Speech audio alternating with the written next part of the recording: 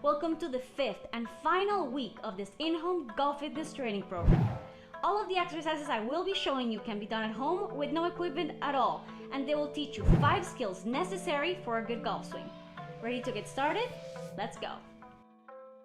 The first exercise we're going to be doing this week is a 3-point plank.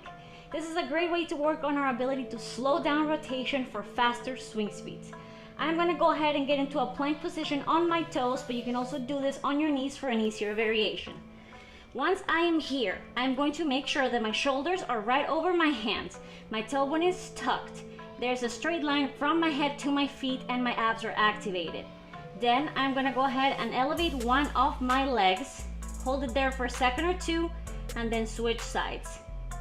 The idea is that the rest of your plank is going to remain untouched when you are balancing on 3 points. So make sure that you manage to keep the rest of your body stable and there's no rotation of your hips at all happening during this movement. The next exercise we're going to be doing is an anterior reach. Another great way to work on your glutes, your core, and your balance. You need to find a target that you can reach towards. The higher the target, the easier it's going to be. I'm going to start by facing the target and balancing on my right leg. I'm going to reach with my left hand towards the target and hinge at the hips until I can tap it and then come back up. When you're doing this exercise, make sure that you are maintaining your weight on the outside of the foot. That is going to help with your balance. Also, your hips should be nice and even and your tempo should be slow and controlled. If you can't control it, move up to a higher target. Once you are done with one side, repeat on the opposite side. Next up, we got A-line turns. This exercise is going to help us rotate our upper body when our lower body is hinged and we have a knee bend position like we have during the golf swing. We're going to start by getting in the following position. You are going to have your torso almost parallel to the ground. Take one of your hands, put your fist against your inner thigh, and then squeeze the other side of your arm with your opposite leg. This is going to give you a nice solid anchor.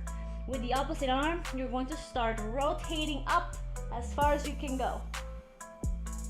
Try to go a little bit further with every single rep. And you're going to be feeling a nice deep stretch in your upper body every time that you do this. You will also feel your lower body muscles working to hold you up.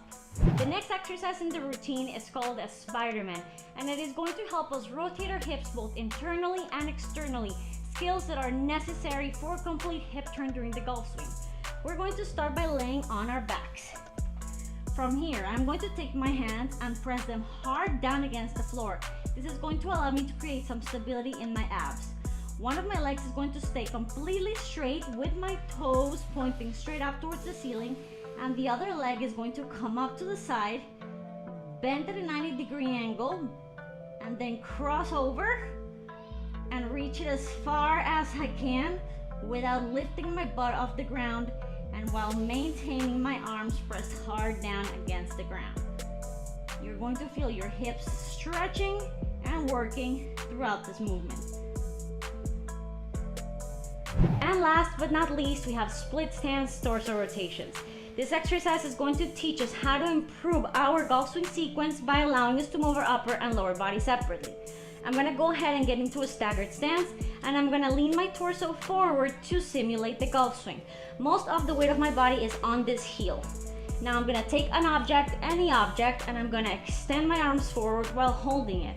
From here, I'm going to start rotating my upper body towards the side of the leg that is forward as far as I can while maintaining my hips as stable as possible. I'm going to feel a deep stretch in my upper back, and I'm going to try to go a little bit further with every rep.